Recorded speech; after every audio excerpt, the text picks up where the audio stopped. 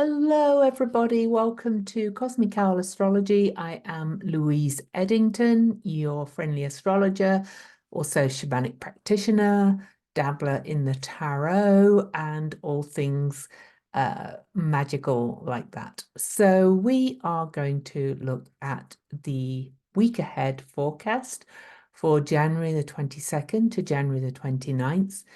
And we have Pluto in Aquarius. Yes, I know Pluto is going to retrograde back into Capricorn for a very brief period between September and November 2024. But to my mind, this is the big ingress of Pluto into Aquarius because the Sun entered Aquarius right before Pluto did. And the Sun and Pluto met at the very last minute of Capricorn as Pluto was leaving that building. So, but as well, we also have air. We have a Gemini moon now. We have Pluto in Aquarius. We have the Aquarius sun. We've got lots more Aquarius energy to come. We've had not much air energy, no placements in air signs for a while, and it's been kind of dense. And if you follow my Substack blog, you'll know that I actually had surgery Friday morning on the last full day of Pluto and the Sun in Capricorn, and I had a big lipoma removed, and it feels very significant for me personally. But you can read about that on my Substack blog. There's always a link to that in the description, or it's Cosmic Owl Astrology on Substack, and it's free unless you choose to subscribe and support my writing. And for that, you get the blogging of my book. So let's just pull three cards for the week ahead, the first full week of this Pluto in Aquarius with the Sun in Aquarius too, which is our core consciousness. So, I think it's big. Anyway, so the cards for the week ahead. We are pulling cards again from the Tree Devia deck. A couple of you have bought this deck already. I'm really starting to like it. I'm not a big Rider-Waite user, and this is based more on the Rider-Waite, but there's something about these that really is kind of grabbing me. I mean, I love the colors anyway. I love the black and the gold, and they're very shiny. So this is the deck, and with my link below, if you want to get yourself a deck, then there's 10% off with my link or code Tarot Louise. So it's Tree Devia, Tridevia. They're a nice deck, but let's have a look at the cards I pulled for the week. First, I pulled for the start of the week, we have the 10 of Pentacles. Now, Pentacles are Earth, of course, and that seems very appropriate, really, that we get the 10 of Pentacles for the end of Pluto in Capricorn. But I pulled this one upright, and let me tell you what the book says about this, because each deck seems to have its own flavor, and I'm still getting to know this one. So this says you are feeling abundant, accomplished, and fulfilled in every aspect of your life. You should be proud of everything you achieved, and long-term stability is awaiting you. Or for you. Relationships with your loved ones are strong and you thrive together in a state of bliss. The solid foundation that you created makes you feel secure. It's a good time for investments or career advancement. And the affirmation is, I feel deep satisfaction for my accomplishments and I am grateful for all the magical circumstances in my life. And there's the card. And I know this is true for me. So, yeah, it just is. But then we go in through the week, and the middle card that I pulled is actually the Six of Cups. So let me go to the Six of Cups. No major arcana this week. And I pulled this one reversed. So this is remembering that the past is not necessarily bad, but being stuck in it is. There are wonderful things ahead of you, but you need to let go of old feelings and patterns. In order to do that, you should stop romanticizing the past and start living now. Each period of life offers you its own magical moments, so don't be afraid to start something new right now. So the affirmation for that is, I believe that what life has in store for me is beautiful and magical, and I'm excited for this moment right now.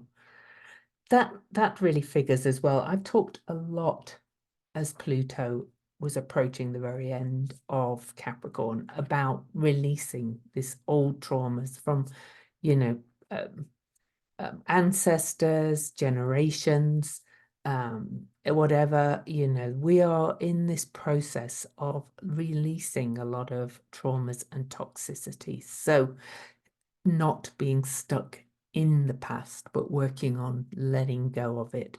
That's been my own process. Part of it was the surgery I had. Anyway, you get the idea. Then the last card I've pulled for this week, and then we'll go into the astrology, is the Queen of Swords. And I pulled that one reversed too. Now, this is a bit of a caution because, we've got all this influx of air happening and Pluto in Aquarius. And Aquarius can be a little bit, shall we say, cold emotionally at times. But anyway, and it's a big rush of Aquarius that we're getting this month, to be honest. But the message of the Queen of Swords reversed is that you are either overly emotional or cold-hearted. Balancing your male and female energies is what's needed right now. Tune into your emotions to find the root cause of your current situation. Maybe there's some past experience which left you feeling troubled. Align your heart with your head and work on being mindful about how you treat others and yourself.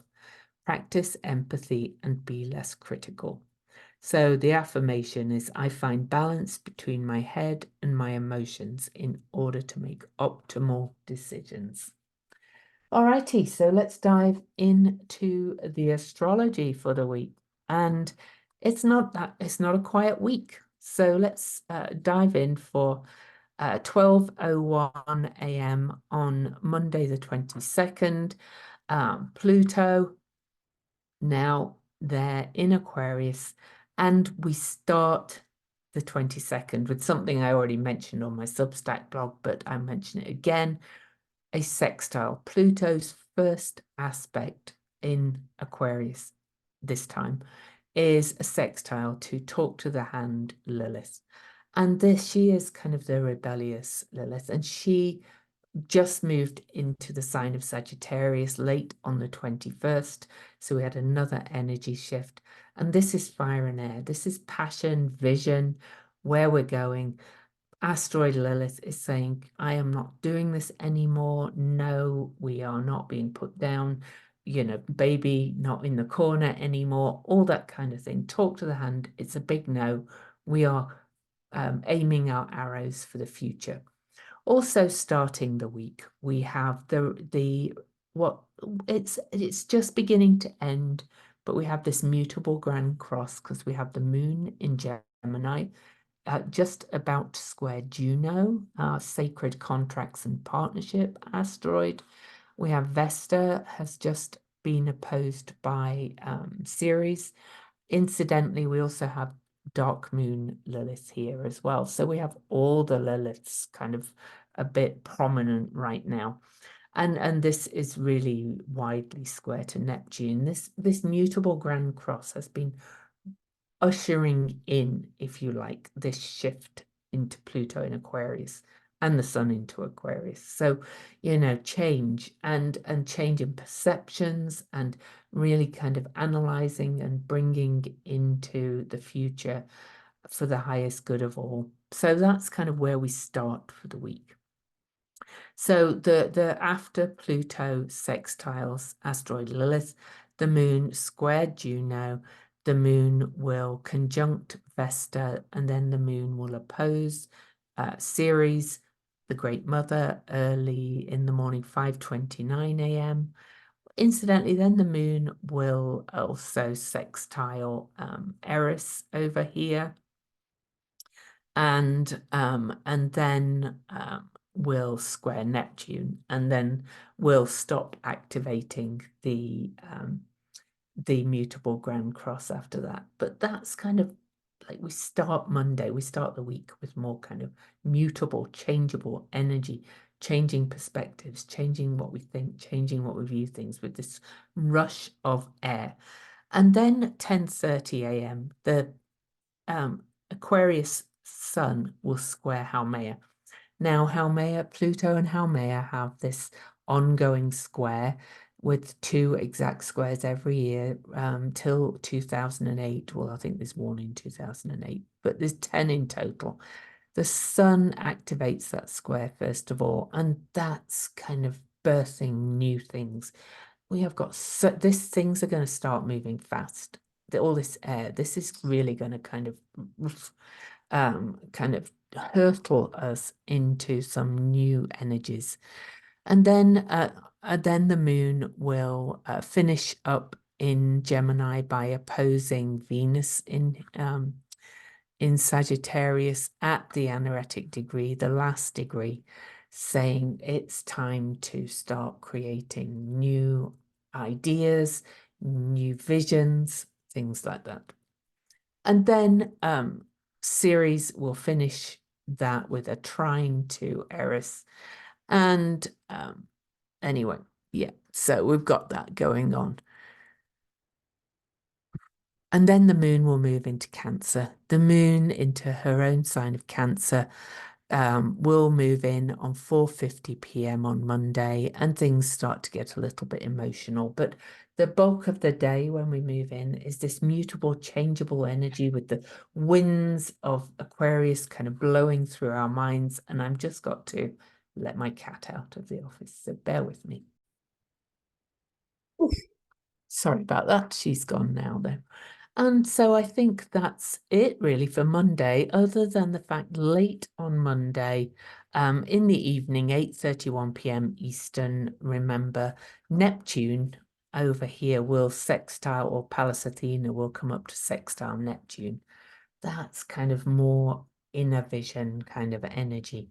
Pallas Athena in Scorpio, the problem solver, the creative intelligence, the wise owl asteroid, is peering into that dark of Scorpio and kind of giving us a strategy to do away with any of these power games and manipulations.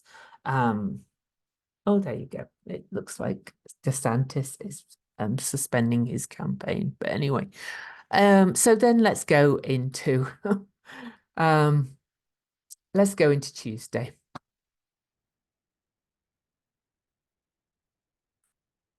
For those not in the US and not in the know, DeSantis is one of the Republican candidates for the Republican primary.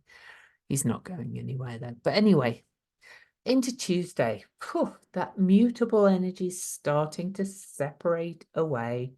Because Ceres is moving forward, Neptune is moving forward, the moon's moved out to Gemini. Vesta's moving retrograde, and so is Juno. So they're all moving away from each other now. So that mutable grand cross was in play all last week, ushering in this big change. Now we start to settle into the energy of Pluto and Aquarius after Pluto's first sextile to asteroid Lilith, saying, talk to the hand, no, we are going to change this and we are going to step into our power. So early on Tuesday morning, the Cancer moon will trine Saturn and sextile Hecate over here. So we get a nice wedge pattern, kind of saying, we can let go of any of these limiting beliefs and move towards our path.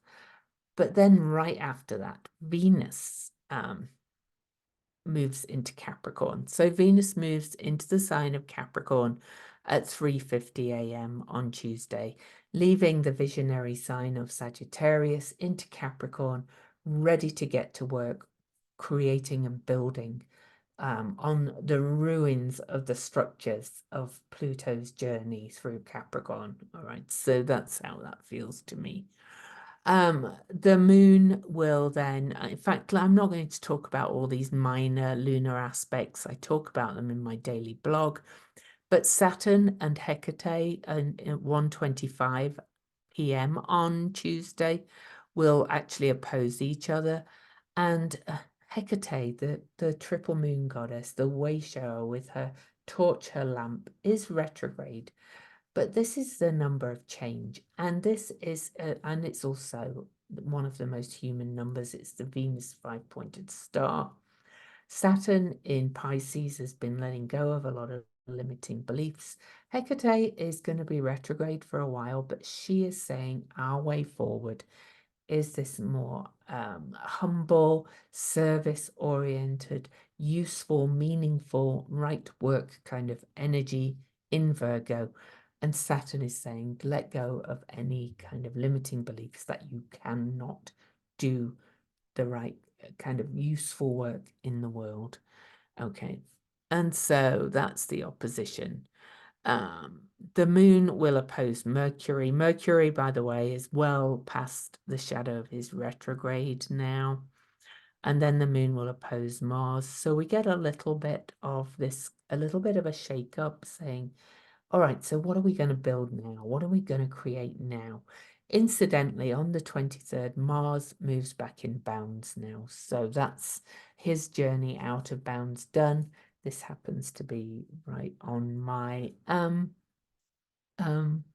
my asteroid Lilith. But anyway, you know, this is kind of saying it's time to start creating and building from those ruins of that Capricorn energy and start rebuilding our structures. Okay.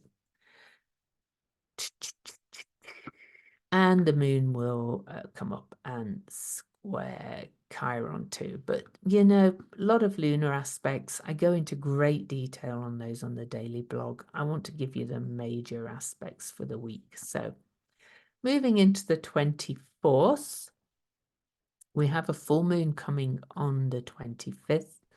But on the 24th, we don't have a lot of aspects. So I'm actually going to skip right over the 24th and take you into the 25th. It's a fairly quiet day with some minor aspects, but we are approaching the full moon.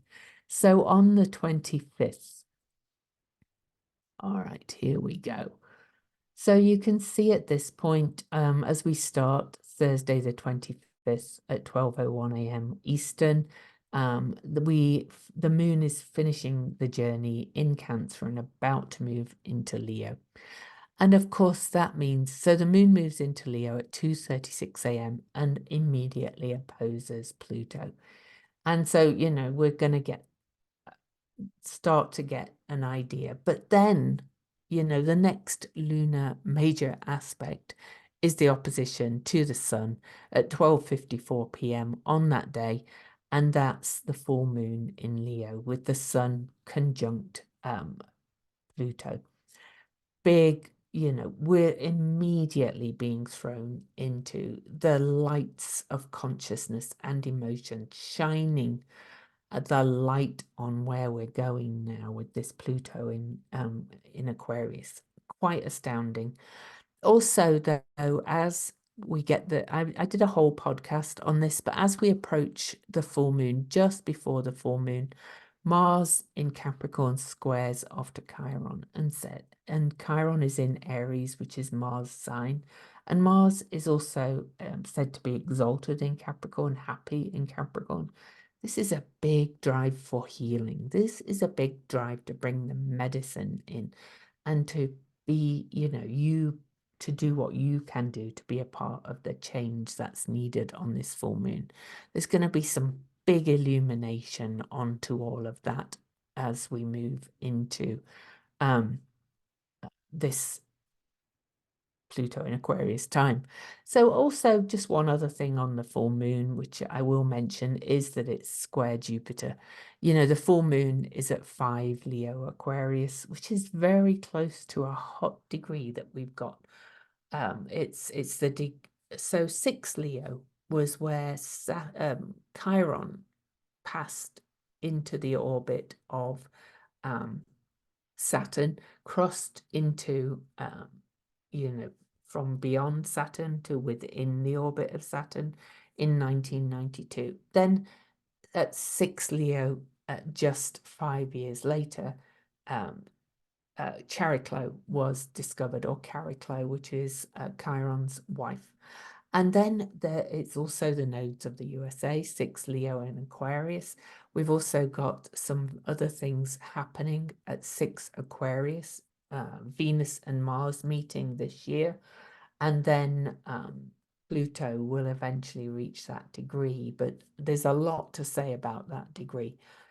But this full moon is just a degree off that and activating all of that, and it's square to Jupiter. Big change coming, big growth. And Jupiter in Taurus is expanding on our balance and on our values and our rootedness and growth about, how we work with the material world. It's a pretty powerful full moon. So it's again quite a powerful week again ahead. And on to Friday, Venus Day. So let's have a look at Venus Day. As we go into Venus Day, the moon is still in Leo. That again, I don't think there's any huge aspects particularly. Oh, there's some bigger ones. Mercury will come up and follow Mars and is catching up to Mars to square Chiron. So we're really bringing our mind and action here into what can we do to bring the healing, okay? And the medicine, or our own medicine. How can we heal ourselves so that we are more autonomous, so that we are stronger, more courageous, and able to create the change? And then Neptune and Ceres square off to each other. This is visionary Sagittarius and Pisces, faith, belief, and this is in the Great Mother. She keeps coming in again and again and again, that the Mother Goddess, the healing the inner mother. This is such a big process this year. Okay. And then we'll move into Saturday. Well, but Saturday is quite big as well, because Uranus is the modern ruler of Aquarius. Okay. And Uranus at 2:35 a.m. after the sun exactly squares Jupiter. Uranus stations direct at this point, 19 degrees, 5 minutes. And Uranus stations slower moving planets when they station direct or retrograde can bring a turning point. Uranus tends to be quite radical. Uranus is sudden change, kind of hit you over the head with a 4x4, kind of ahas and awakenings, or even shocks and surprises. Now, as Uranus stations direct, it's really in the square to the sun, and this is highlighting the Venus star point from August the 13th, 2023, that was at 20 Leo as well. Really, Uranus is stationing in a trine aspect to Juno. So we've got that as well. We could get some surprises as Uranus stations direct, especially because Uranus is the modern ruler of Aquarius. And look where the sun will be on that station as well, on the south node of the USA. This could bring a sudden turnaround. Maybe it's happening very early on the Saturday, so it could be something late on the Friday as we feel this coming. Watch for some sudden news or some ahas within yourself if you have anything aspected by Uranus stationing. Meanwhile, Venus will trine Hecate and sextile Saturn, kind of bringing in that more creative push again as well. And let me go through the day. 9:58 a.m. on Saturday, Mercury exactly catches up to Mars. And that will be at 17 degrees, 17 minutes of Capricorn. And that's 1717 is an 8-8, and we're in an 8 year. We are really being called to build something more stable this year. 8 is a number of power, and said to be the 8 money number as well, but it's balance and stability and infinity. And Aquarius is a fixed sign too. So we're really being encouraged to create more stability this year in many ways. So that Mercury Mars coming together at 1777 is bringing will and mind together to build something new. So it's again a powerful aspect. And it's all really happening pretty much because that'll happen at 1717, square to the nodes. Mercury will square the nodes exactly late at night, but just tipped over to the 18th degree. The nodes are moving backwards quite fast because we're, just past the midpoint of the eclipses where they keep moving fast because I use the true nodes. So, we're being asked to move towards this more stable kind of energy. It's quite powerful. And I think, the fact that Aquarius is a fixed sign is not always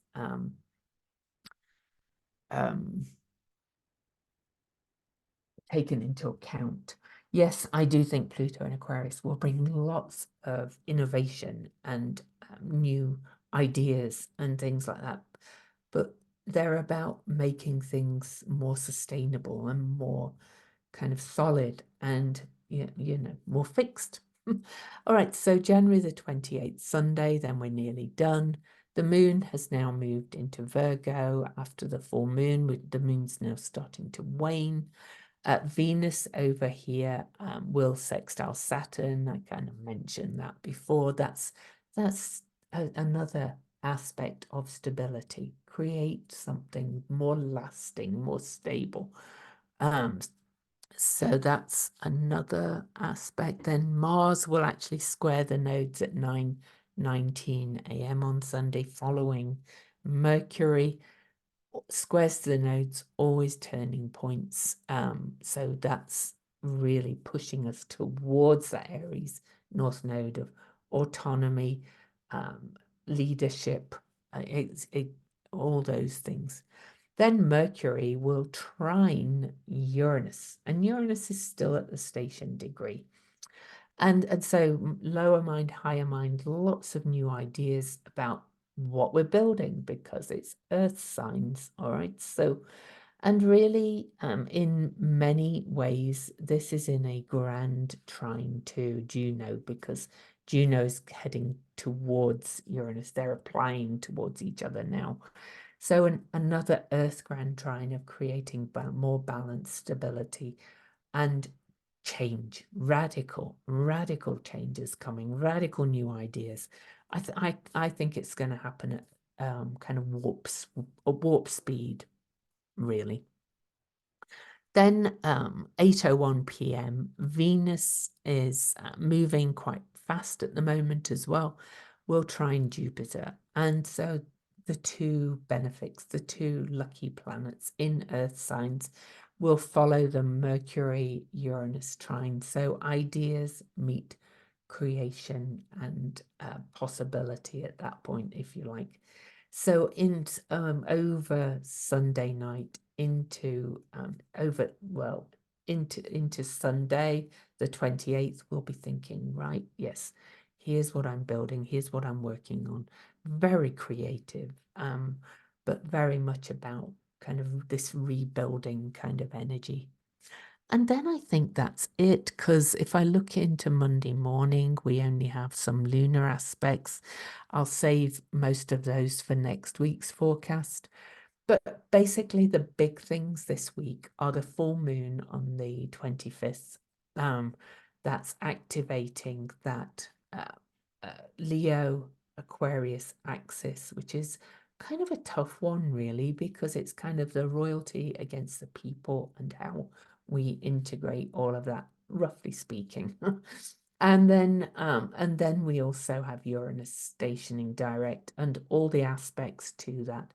And that Uranus station direct, I think, is kind of more radical than previous Uranus stations direct, because Pluto is now in Aquarius. And there's something I need to investigate more and research a little more.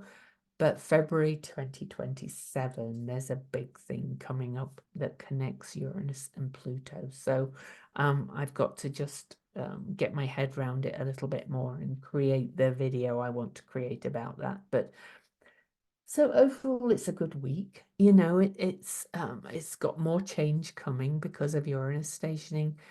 We'll also have this light of consciousness shining, the sun in Aquarius and the moon in the sun sign of Leo on the full moon, really kind of shining our consciousness and our emotions on this new Aquarian energy that we've got coming in a big way, because the full moon square Jupiter. So pay attention to your ideas, write them down, record them, you know, this, and just be prepared for so many things starting to change so quickly now. It's going to be quite the year, to be quite honest. So much love. I will see you next time. And thank you always for being here. And please subscribe, give me a thumbs up, leave me a comment. Mwah.